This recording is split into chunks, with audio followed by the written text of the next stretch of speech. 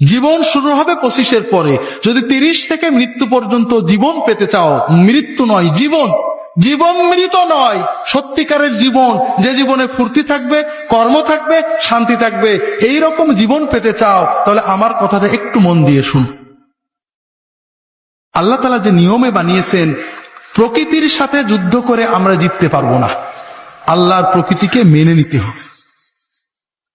আল্লাহ তাআলা আমাদের সৃষ্টি করেছেন প্রতিদিন 6-7 ঘন্টা তুমি ঘুমাবে, গভীর ঘুম, 1-2 ঘন্টা খেলবে, কঠিন পরিশ্রম, তোমার শরীর ঘেমে রক্ত টকবক করে বেরেনে যাবে, ফুটবল, হাডুডু, ব্যাডমিন্টন, ভলিবল, দৌড়, সাঁতার, এগুলো খেলতে হবে।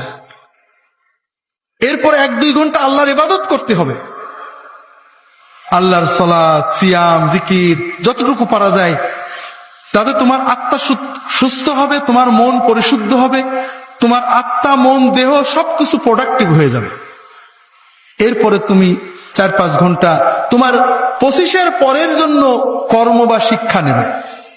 এইভাবে যদি তুমি চলো, তাহলে তোমার জীবন গতিশীল হবে, তোমার জীবন ইনশাআল্লাহ মৃত্যু পর্যন্ত সচল থাকবে।